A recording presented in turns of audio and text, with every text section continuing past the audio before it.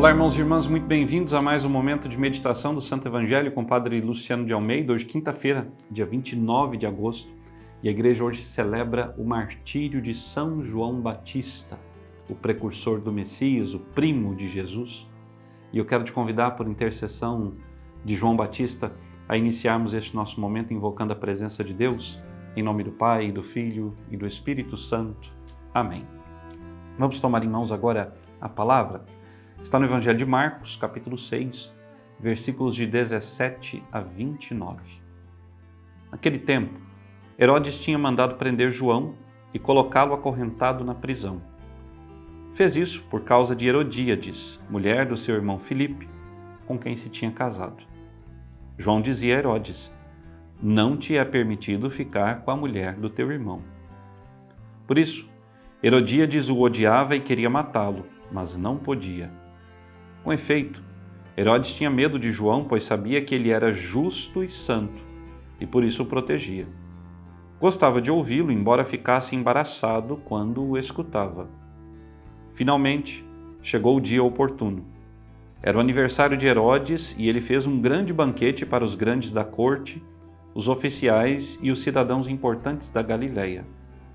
A filha de Herodíades entrou e dançou, agradando a Herodes e seus convidados. Então o rei disse à moça: pede-me o que quiseres e eu te darei. E lhe jurou dizendo: eu te darei qualquer coisa que me pedires, ainda que seja a metade do meu reino. Ela saiu e perguntou à mãe: o que vou pedir? A mãe respondeu: a cabeça de João Batista. E voltando depressa para junto do rei, pediu: quero que me des agora, num prato, a cabeça de João Batista. O rei ficou muito triste, mas não pôde recusar. Ele tinha feito o juramento diante dos convidados. E imediatamente o rei mandou que um soldado fosse buscar a cabeça de João. O soldado saiu, degolou-o na prisão, trouxe a cabeça num prato e a deu à moça. Ela a entregou à sua mãe. Ao saberem disso, os discípulos de João foram lá, levaram o cadáver e o sepultaram. Palavra da salvação, glória a vós, Senhor. Meus caríssimos, nós celebramos hoje, então, o martírio de São João Batista, o grande e último profeta do Antigo Testamento, aquele que apontou o Messias, que viu o Messias e que deu a sua vida pelo Messias. Ou seja, pela palavra de Deus, pelo próprio Deus. E Jesus é Deus, é a palavra de Deus que se fez carne. João foi morto de forma tão dramática e terrível porque pregou a verdade. Pregar a verdade é um bem, mas ao mesmo tempo traz consequências. E em muitos casos negativas para quem a prega. E sobretudo se essa verdade é a verdade de Deus. Nós estamos vivendo um tempo, dentro e fora da igreja, que há um certo ódio pela verdade. O mundo então tem pavor dela. O mundo estabeleceu que a verdade é relativa, que cada um pensa o que quer, vive o que quer, do modo como quer, e as pessoas defendem isso com unhas e dentes. Não há mais uma verdade absoluta. Não há mais o bem absoluto, o belo absoluto. Não há. Cada um faz a sua verdade. Cada um cria o seu mundo. Tanto é que agora existe até o tal do metaverso, né? Onde as pessoas vivem de forma virtual, criam ali para si um mundo ideal, um mundo de faz de contas. Isso demonstra a exterioridade do homem atual, o seu vazio intelectual e espiritual e a sua busca por algo que lhe conforte. Mas eu sinto informar o homem moderno que o seu coração só vai descansar quando ele estiver em Deus. Enquanto ele continuar negando a Deus, afastando-se da religião, afastando-se dos princípios morais que Deus colocou na nossa humanidade, o homem não será feliz. Ele pode criar 30 metaversos, milhares deles, ele nunca será feliz. Ontem nós celebrávamos Santo Agostinho, o próprio Santo Agostinho nos fala disso, que o seu coração só descansou quando ele repousou em Deus, ou seja, quando ele se encontrou com o Senhor e entregou-se completamente a Ele. Mas veja, nesse mundo de tanta exterioridade, de tanto vazio, falar a verdade é um crime.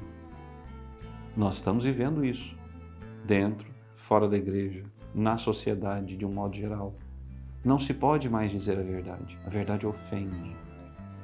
Mas o próprio Jesus no Evangelho diz que a verdade nos libertará. E de que verdade Jesus está nos falando? Da verdade do Evangelho. Essa verdade nos libertará. João disse a Herodes, você está cometendo adultério, você não pode estar casado com a mulher do seu irmão. É a lei de Deus. E hoje nós queremos passar a mão na cabeça de todos aqueles que estão vivendo no pecado. E não estou falando apenas daqueles que estão divorciados e contraíram uma segunda união. Não. Olha, eu conheço muitos casais de segunda união que têm buscado viver uma vida reta. Estão aí buscando, pelo processo de nulidade, reconhecer da parte da igreja se houve ou não sacramento ali. Estão buscando sim viver uma vida reta, conforme o seu estado lhes permite. Mas eu falo sobretudo daqueles que não querem aceitar que existe uma verdade suprema que é Deus, daqueles que não querem se deixar moldar por Deus, daqueles que insistem obstinadamente no caminho errado. E quantos são os que vivem assim? Dentro das nossas casas, nas nossas famílias, no meio em que nós convivemos. Quantos? Quantas são as mães que eu já atendi que choram pelas escolhas erradas dos seus filhos, que veem que os seus filhos estão indo para o buraco, mas eles são irredutíveis nas suas escolhas. E quando ouvem a verdade, se afastam de quem disse a verdade. Hoje há uma política geral de cancelamento, essa é a palavra, né, da moda, acerca de todas as pessoas que colocam a verdade. Ora, quantos são aqueles que se tornam verdadeiros ícones da sociedade? Porque tem um discurso sério, um discurso verdadeiro, quando dizem algo que realmente é sério e verdadeiro, algo que mexe com o brio de todos, imediatamente deixou de ser a pessoa admirada. É tratado como um inimigo público. Isso é fato. Acontece dentro e fora da igreja. Nós não podemos fechar os nossos ouvidos à verdade, porque a verdade vai continuar existindo. E um dia a verdade triunfará. Essa verdade é a verdade de Deus, a verdade de Cristo, a verdade do Evangelho.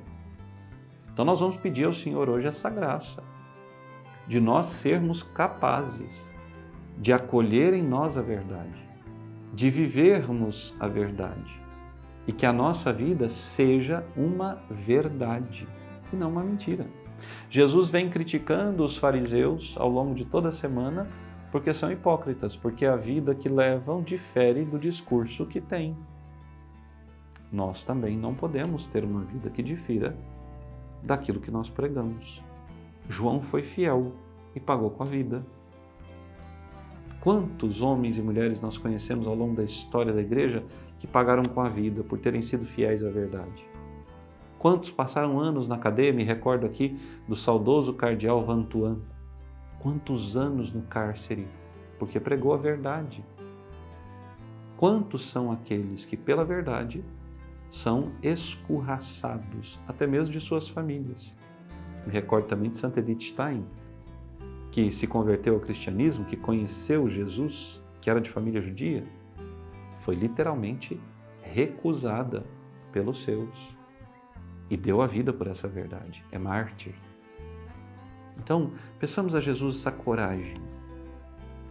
coragem e essa força de não nos preocuparmos em agradar ao mundo, ainda que isso custe a nossa cabeça, mas de não agradarmos ao mundo, mas sim aos homens. Nos recordemos de Pedro diante do Sinédrio e digamos, é preferível agradar a Deus que aos homens, porque quem nos salva é Deus, não os homens. Receba agora a bênção final. O Senhor esteja convosco. Por intercessão da bem-aventurada Virgem Maria, de São José, seu esposo, e São Miguel Arcanjo. Desça sobre vós, vossa família, vosso trabalho, sobre todas as vossas necessidades materiais e espirituais, e permaneça para sempre a bênção de Deus Todo-Poderoso, Pai, Filho e Espírito Santo. Amém. Até amanhã.